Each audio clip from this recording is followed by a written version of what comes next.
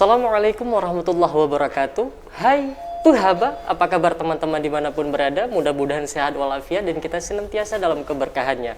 Kembali lagi di channel YouTube Ihsan Maulana, sebuah channel yang menghadirkan 3 segmentasi: bincang bola, ngobrol inspiratif, dan review buku. Pada kesempatan ini di Bincang Bola kita kehadiran tamu istimewa.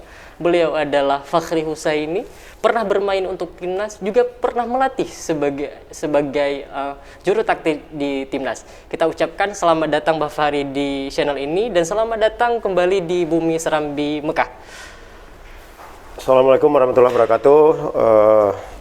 Terima kasih Ihsan, saya sudah diundang untuk channel YouTube Ihsan Maulana ini. Syukur alhamdulillah saya sampai di Banda Aceh kemarin sore. Insya Allah saya mungkin 2 atau 3 hari akan berada di Banda Aceh ini. Bang, dalam lawatan ke Banda Aceh hari ini, selain persoalan dinas Abang sendiri di PT Pupuk Kaltim, juga yang kemarin ke Pupuk Iskandar Muda, ada hal yang penasaran di publik Aceh sendiri soal sepak bola. Istimewanya adalah soal bagaimana masa depan Bang Fahri sendiri di PON Aceh. Ya, pertama saya harus sampaikan ke teman-teman semua pemirsa bahwa saya harus pakai masker ya. Yeah. Ya, saya harus pakai masker karena ini protokol yang kita harus jaga bersama gitu ya. Jadi menjawab pertanyaan Ihsan tadi, saya salah satu tujuan saya ke Aceh ini selain saya juga ada dinas di PT Pupuk Iskandar Muda, saya diminta untuk menjadi narasumber sharing knowledge program-program CSR atau program-program corporate social responsibility-nya PT Pupuk Kaltim. Kemudian saya juga diminta untuk menjadi narasumber terkait dengan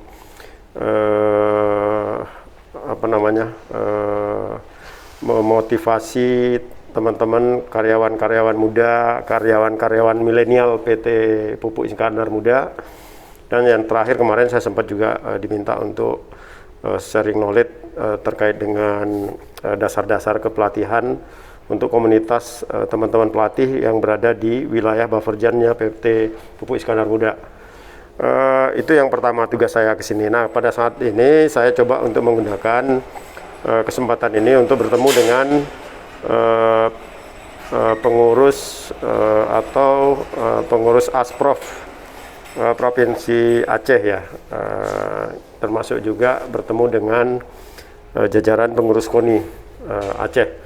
Tentu pertemuan ini saya gunakan seoptimal mungkin karena waktunya juga cukup terbatas untuk berdiskusi tentang banyak hal ya, terutama tentang sepak bola, khususnya sepak bola PON Aceh yang dipersiapkan untuk mengikuti PON Papua tahun 2021 nanti. Syukur alhamdulillah tadi komunikasi, diskusi, silaturahmi berjalan lancar, dihadiri oleh Ketua Harian KONI Aceh, kemudian dihadiri oleh Sekum KONI, juga dihadiri oleh Ketua Asprof PSSI Aceh dan seluruh jajaran pengurusnya. Intinya sudah ada kesepakatan ya, sudah ada kesepakatan antara KONI, Asprof dan saya tentunya. Nah, hanya saja memang kesepakatan itu secara lisan sudah ada kesepakatan, hanya saja memang perlu nanti kesepakatan itu diatur di dalam sebuah perjanjian, yang saya berharap di dalam perjanjian itu harus jelas, sejelas-jelasnya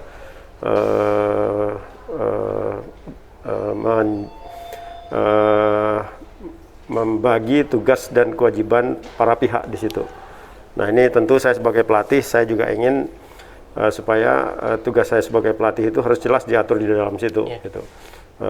Tentu saya berterima kasih kepada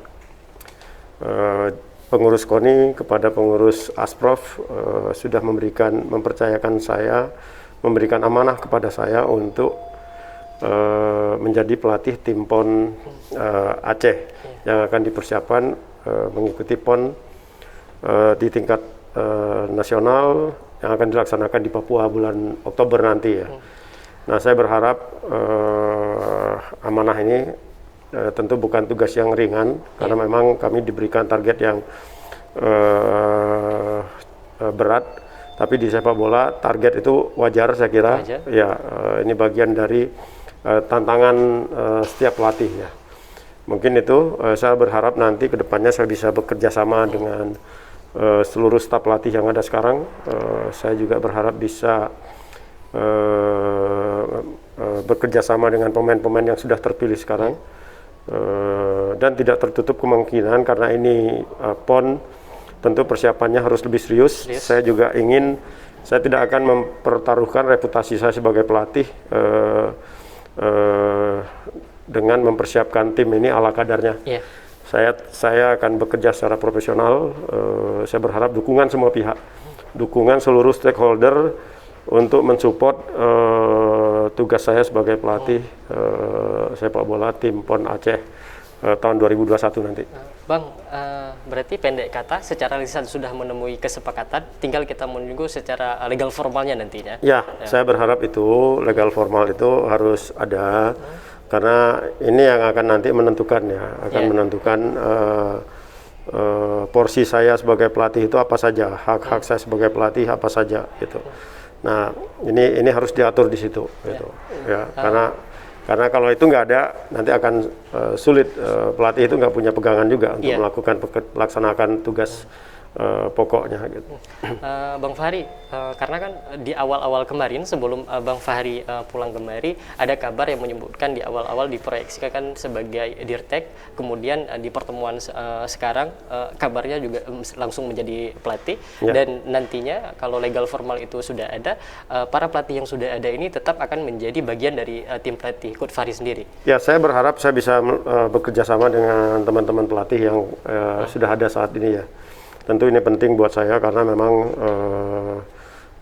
saya harus didampingi oleh teman-teman pelatih yang memang sudah pernah menangani tim ini sebelumnya ya. Tapi bahwa saya berharap ke depannya tim ini harus berisikan pemain-pemain terpilih ya, pemain-pemain yang memang layak untuk masuk menjadi bagian dari tim PON Aceh ini gitu. Kemarin sudah ada 20 pemain. Saya berharap saya bisa diberikan kesempatan juga untuk melihat mungkin ada pemain-pemain lain yang bisa yang masih bisa saya panggil, minimal saya panggil untuk mengikuti training center atau seleksi agar kekuatan tim ini menjadi semakin hebat. Ya.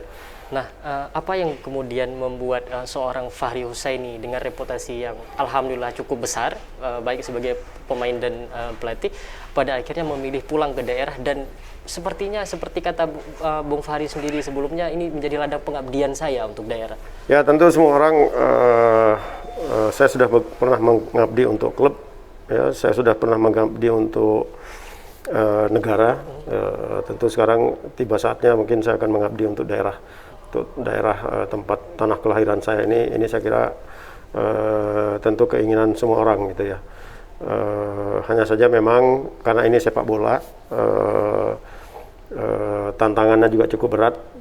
Itu yang saya bilang tadi, bahwa pengabdian ini juga harus mendapat dukungan dari semua pihak, karena siapapun yang akan menjadi pelatih, sehebat apapun pelatih itu, kalau dukungan itu tidak ada, tentu hasilnya tidak bisa kita harapkan secara maksimal. Ya. Nah, kemudian kan kalau saya tidak salah informasi, Coach Fahri sendiri akan pensiun nantinya Januari di Pupuk Kaltim. Kemudian untuk Coach Fahri sendiri dengan reputasi yang ada juga, mungkinkah ataupun sudah banyak tawaran tim-tim Liga 1 yang masuk ke Coach Fahri? Dilema di sana itu apa yang pada akhirnya membuat Coach Fahri itu, ya sudah, saya ambil tantangan ini? Ya, saya jujur saja, tawaran untuk melatih di Liga 1, Liga 2 itu ada ya. Nah, tentu dengan kondisi sepak bola seperti sekarang ini, saya berpikir harus cepat membuat keputusan itu. Ya. Harus membuat keputusan itu, dan kalaupun pilihan saya sekarang jatuh kepada tim PON Aceh, ini tentu sudah saya pertimbangkan secara matang. Salah satu alasannya adalah bahwa saya harus pernah merasakan itu. Ya, artinya sepanjang karir saya jika saya selama ini belum pernah memperkuat tim Aceh, ya pernah sih memperkuat Aceh waktu itu PSSB Biren ya. Tapi Persiraja saya nggak pernah ya. Nah tentu ini kesempatan saya untuk memberikan ilmu yang saya punya. Kalau terutama pada saat sekarang ini saya nggak mungkin jadi pemain lagi. Ya tentu yang bisa saya berikan adalah ilmu saya sebagai pelatih untuk anak-anak Aceh, anak-anak muda Aceh yang mungkin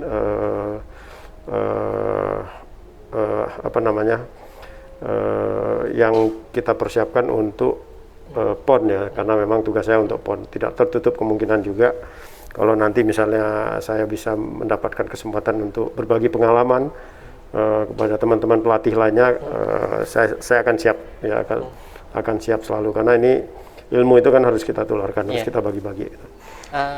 Coach, kemudian ini selama ini kan mereka sudah melakukan pelatnas selama 8 bulan dengan sentralisasi 6 bulan. Tentulah koordinasi selama ini dengan Coach Ajhar dan Coach Muklis Rashid sendiri sudah berlangsung dengan baik. Dari pantauan dan laporan di lapangan, sejauh mana Coach Farid sendiri melihat komposisi yang ada dari kasarnya? Ya, saya belum melihat mereka langsung main ya, cuma saya dapat potongan-potongan video ketika mereka pernah uji coba lawan Persiraja. Cuma saya sulit menilai pemain dari klip-klip itu, apalagi sudut pengambilan yang gambarnya juga ya kurang profesional, kurang proporsional juga, itu karena ngambilnya dari sisi yang agak sulit kita. Nah tentu saya berharap saya bisa mendapat, kalau secara lisan banyak informasi yang saya dapatkan dari Coach Ajhar, dari Coach Muklis ya. Tapi bagi seorang pelatih akan lebih jelas menilai penampilan seorang pemain itu kalau bisa melihat secara langsung gitu. Nah ini yang mungkin sayang mereka sekarang ini lagi libur. Ya, tapi mungkin saya kira masih ada waktu, karena kami punya banyak waktu, sekitar 9 bulan ya. Kalau kita mulai TC Januari, akhir Januari, ada waktu sekitar 9 bulan sampai tim ini berangkat ke Papua. Nah, Coach Fahri, seperti lazimnya PON yang ada dengan berbagai macam cabur yang ada di Aceh sendiri, beberapa cabur sudah diproyeksikan untuk TC di luar daerah, baik itu di luar provinsi maupun di luar negeri. Nah, untuk Coach Fahri sendiri ke depannya ini, dalam wacana Coach Fahri sendiri, andai nanti legal formal itu ada, apakah kemudian kemungkinan TC keluar daerah bahkan keluar negeri itu juga masuk dalam proyeksi Coach Fahri sendiri? Ya tentu uji coba itu wajib dilakukan ya, untuk mengukur seberapa jauh hasil capaian latihan kita gitu. Nah tidak tertutup kemungkinan uji coba itu bisa kita lakukan di dalam, artinya di Aceh sendiri, atau di kawasan regional, bisa saja di luar dari Aceh ya, di tingkat nasional bisa lebih jauh lagi. Tidak tertutup juga mungkin kita perlu juga lawan-lawan uji coba internasional gitu. Ya tentu nanti kami akan mencoba membuat periodisasi latihan. Kami akan coba untuk membuat rencana kerja selama 9 bulan ini, periodisasinya seperti apa. Nah nanti di dalam periodisasi itu akan tergambarkan materi latihan mulai dari bulanan, mingguan sampai ke harian. Nah ini yang kita harapkan nanti akan terpetakan berapa kali uji coba, di mana uji coba. Nah kami berharap nanti setiap uji coba itu tentu variatif ya, kapan kita akan berhadapan dengan tim yang jauh lebih tangguh gitu ya, kapan kita mesti turunkan tempo untuk berhadapan dengan tim yang selevel ya. Ini tentu pengaturannya nanti melihat kondisi pemain pada saat latihan dilaksanakan. Nah, Coach, ini yang barangkali juga pesannya agak penting bagi pemain-pemain yang sudah bergabung. Hadirnya Coach Fahri ini membuka peluang yang sangat besar bagi pemain-pemain yang sudah ada ini untuk dicoret ataupun ditambah kembali, dan untuk anak-anak yang sudah latihan ini, pesan coach sendiri seperti apa selama rehat ini menuju tesis selanjutnya? Ya, saya kira semua pelatih akan berpikir sama bahwa mereka akan memilih pemain-pemain yang memang siap secara fisik, ya, siap secara teknik, siap secara taktik, dan siap secara mental. Dasar saya memilih pemain dimanapun saya melatih tidak keluar dari 4 aspek ini. Gitu. Ya, fisiknya harus bagus, tekniknya harus bagus, teknik dan skillnya harus bagus, taktiknya juga harus bagus, mentalnya juga harus bagus. Ini 4 ini. Kami punya kriteria, saya punya kriteria, standarnya harus tinggi.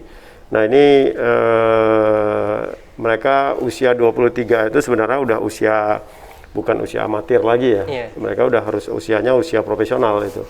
Nah saya berharap di usia di bawah 23 ini harusnya semua pemain udah harus berpikir profesional gitu. Mereka udah harus bisa mengukur diri sendiri, ya, kelemahannya di mana, kelebihannya di mana, itu tugas pelatih nanti yang akan, kalau mereka ada kekurangan, tugas kami lah untuk memperbaiki itu. Kalau misalnya mereka ada kelebihan, itu tugas kami untuk meningkatkan atau mempertahankan minimal itu. Nah, jadi untuk semua pemain, saya berharap Aceh ini kan luas juga, ya kan, ada 23 kabupaten kota ya, tentunya ada 23 kabupaten kota. Tentu saya memberikan kesempatan. Kalau misalnya nanti dari sisi administrasi PB PON itu tidak melarang pemain-pemain baru untuk didaftarkan gitu ya. Ya, kalau misalnya PON itu mensyaratkan pemain yang ikut PON Papua adalah pemain yang sudah terdaftar di Prapon, berarti saya nggak punya kesempatan lagi itu, ya nggak? Tapi kalau misalnya PON itu memberikan kesempatan, bahkan ini yang 3 pemain profesional juga ada kemungkinan bisa masuk ya. Nah ini tentu bagus buat tim ini gitu. Nah tentu apa namanya, sepak bola pelatih itu yang selalu dijadikan dasar untuk memilih atau tidak memilih pemain itu cuma 4 aspek tadi, 4 faktor itu saja, nggak ada faktor lain. Kalau mereka bisa baik di situ, ini tentu akan memperbesar peluang mereka untuk masuk di tim PON Aceh ini. Gitu. Nah, ini mungkin yang bagian penting, tak kalah pentingnya, coach. Coach kan mempertaruhkan reputasi di sini di PON, dan coach sendiri sudah banyak makan asam garam di belantika sepak bola nasional. Bahkan konon sudah menjadi rahasia umum di luar soal kerja keras dan hasil akhir di PON sendiri juga. Lazimnya itu banyak faktor-faktor non teknis nantinya gitu. Bagaimana coach sendiri melihat soal itu? Ya kalau faktor non teknis bukan cuma di PON saja, di liga kita juga terbanyak juga faktor non teknis itu ya. Tapi saya yakin faktor non teknis itu bisa atau tidak mempengaruhi hasil akhir, itu sangat tergantung dari seberapa bagus persiapan kita. Gitu. Ya, kita harus itu bagian yang sudah kita antisipasi harusnya, karena memang itu sudah sering terjadi gitu. Tentu saya tidak berpikir itu yang paling penting adalah seberapa bagus kami bisa mempersiapkan tim ini. 4 aspek itu harus menjadi standar supaya tim ini harus punya standar yang tinggi untuk bisa tim ini terhindar dari minimal gangguan-gangguan non teknis itu gitu. Kalau kita tekniknya rendah, fisiknya lemah, ya mudah orang untuk apa namanya, untuk menyelipkan faktor-faktor non teknis itu di dalam pertandingan. Tapi kalau kita semua kuat, itu saya yakin kalaupun itu terjadi, tentu akan menjadi temuan besar ya. Semua orang bisa lihat itu. Kalau misalnya tim itu bagus, fisiknya bagus, tekniknya bagus, taktiknya bagus, mentalnya bagus, tapi ternyata dikalahkan juga di situ. Ya itu tentu akan berbeda hasilnya kalau memang tim ini semua aspek itu ya nggak bisa diandalkan. Ya. Nah ini yang kami tetap berpikir positif bahwa PON itu nantinya pasti akan lebih fair ya pelaksanaannya, karena ini dilihat semua orang gitu, ditonton oleh seluruh masyarakat Indonesia. Tugas saya akan hanya meyakinkan ke pemain, tugas mereka adalah berjuang seoptimal mungkin, berjuang sampai titik darah penghabisan, tidak perlu memikirkan faktor-faktor non teknis itu, gitu. Ya, karena saya tidak ingin juga pemain itu nanti mencari pembenaran, gitu. Ya, mencari pembenaran bahwa kita kalah karena faktor non teknis. Oke, itu kita abaikan. Kita udah tahu kalau sepak bola Indonesia faktor non teknisnya itu lebih dominan, gitu. Tapi apakah kita harus menyerah dengan kondisi itu? Ya, tentu kan tidak. Nah, coach sendiri yang kami perhatikan gitu, termasuk tipikal lelaki yang suka tantangan gitu, suka tantangan. Apa sih yang membentuk coach itu suka tantangan? Misalnya dari beberapa statement coach Fahri sendiri soal timnas dulunya, oleh orang dianggap kok berani Fahri, kemudian integritasnya kuat, dan semacam menjadi sebuah trademark sendiri bagi pelatih Aceh. Anggaplah sekarang ada 2 yang lisensi A-nya, selain Coach Fahri juga Iwan Setiawan, itu keras-keras semua dan suka-suka challenge semua. Apa yang membentuk Coach Fahri dari dulu itu suka tantangan? Saya berpikirnya sederhana saja ya. Profesi pelatih itu adalah profesi yang paling mulia ya. Mungkin ada beberapa profesi-profesi lain yang juga sama mulianya dengan profesi pelatih. Pelatih ini sebenarnya guru ya. Guru di lapangan. Jadi kalau misalnya ada pelatih yang katakan diintervensi atau ada pelatih yang dijolimi, saya pasti akan bereaksi gitu ya. Buat saya nggak ada yang perlu dikhawatirkan gitu. Kalau misalnya kita harus kehilangan pekerjaan ya karena sikap kita yang memang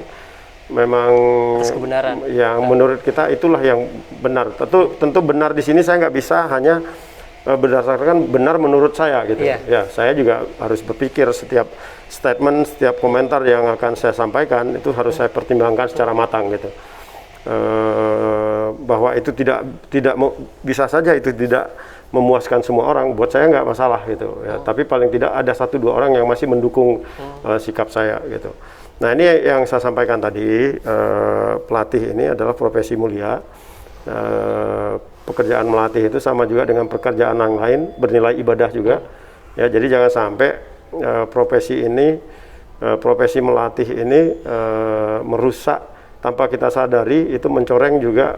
Kalau kita berbuat apa ya, kalau kita misalnya sikap kita tidak menunjukkan sikap seorang pelatih yang baik, itu bukan cuma dia yang akan terkena imbasnya, itu bisa disamaratakan bahwa semua pelatih itu akan seperti itu gitu.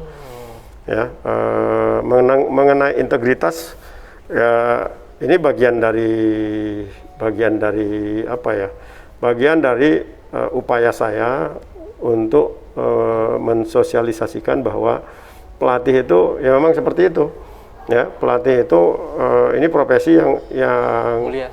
Profesi mulia yang nggak boleh diintimidasi ya, tidak boleh diintervensi ya oleh siapapun gitu. Bahwa masukan-masukan itu boleh saja, harus boleh masuk. Semua saya kira pelatih itu wajib menerima masukan tapi jangan cukup sebatas masukan, jangan itu menjadi putusan gitu. Keputusan serahkanlah kepada pelatih. Ya. Karena pelatihlah yang akan bertanggung jawab terhadap hasil dari tim yang akan dia bawa ini. Ya, baik tim ini pelatih yang akan bertanggung jawab, rusak tim ini pelatih juga nanti yang akan bertanggung jawab itu. Nah, tentu ini yang harus disepakati. Ada domain di mana itu tidak ada satu orang pun yang bisa mengintervensi gitu. Tapi bukan berarti pelatih itu nggak boleh diberikan masukan. Saya selalu menerima masukan dari siapapun, saya terima masukan itu gitu. Tapi yang saya kan nggak bisa terima kalau masukan itu udah berupa keputusan ya. Putusan itu serahkan kepada pelatih karena dia yang paling tahu itu, dan dia yang akan mempertanggungjawabkan itu pekerjaannya gitu. Nah, coach, 2 pertanyaan terakhir. Yang pertama, nun jauh di hati terdalam coach Fahri Husaini sendiri, adakah kemungkinan di kemudian waktu ingin melatih tim Aceh di Liga 1, katakanlah Persiraja? Ya, kita nggak ada yang tahu perjalanan hidup orang itu ya. Ya, semua itu udah Allah itu kan sudah mengatur itu. Sama seperti saya mendapatkan tawaran untuk melatih tim PON ini gitu. Ini kan saya dapatkan ketika saya tidak saya menolak menjadi asisten pelatih timnas U19 kan waktu itu. Ya setelah itu ada dapat tawaran, ya tidak tertutup kemungkinan gitu. Di sepak bola semua hal bisa terjadi kan. Gitu. Ya. Saya bisa saja melatih, setelah melatih tim PON, saya melatih tim Liga di Aceh, apakah Liga 1, Liga 2, atau di liga-liga yang lain gitu. Ya karena dinamika atau perubahan-perubahan jabatan seorang pelatih itu bisa terjadi setiap waktu, dan mereka bisa melatih di satu tempat atau pindah ke tempat lain dalam waktu yang cukup singkat. Gitu. Terakhir coach, kemarin waktu jika tidak ada dinamika di sepak bola nasional PSSI khususnya, sudah menjadi pelatih Indonesia yang akan dipersiapkan ke Piala Dunia karena sumbangsih coach sendiri dari U16 sebelumnya itu. Hingga kini soal itu masih ada kekecewaan atau kekesalan tidak? Saya sampaikan bahwa ini hal biasa di sepak bola ya. Banyak pelatih-pelatih yang sukses, tapi karena kebijakan klub atau karena kebijakan federasi itu bisa saja nggak melanjutkan tugasnya. Buat saya bukan hal yang luar biasa. Saya bukan tidak dipakai lagi oleh PSSI. Ya mereka masih tetap menginginkan saya kemarin. Hanya saja jabatannya tidak sebagai pelatih kepala. Ya. Saya diminta untuk menjadi asisten pelatih Sintayong. Ya, tentu saya merasa bahwa kalau saya jadi asisten, tentu kontribusi saya tidak akan maksimal gitu. Sementara saya masih status saya karyawan PT Pupuk Kaltim. Buat apa saya mengorbankan pekerjaan hanya untuk jabatan menjadi asisten pelatih gitu. Ini dan lagi pula saya yakin kalau perusahaan juga mungkin akan mempertimbangkan kalau saya izin itu cuma untuk jadi asisten pelatih gitu. Ya kan? Beda kalau saya menjadi pelatih kepala gitu. Jadi buat saya ini bahwa saya menolak itu gitu. Saya menolak karena memang saya nggak mau. Saya sempat dihubungi oleh dihubungi oleh Dirtek waktu itu, dan Nurwindo minta saya untuk tetap gabung dengan U19 tapi statusnya sebagai asisten pelatih. Dan secara tegas saya sampaikan bahwa buat saya tidak akan bersedia untuk menjadi asisten pelatih gitu, karena kontribusinya tentu enggak. Saya menganggap asisten pelatih itu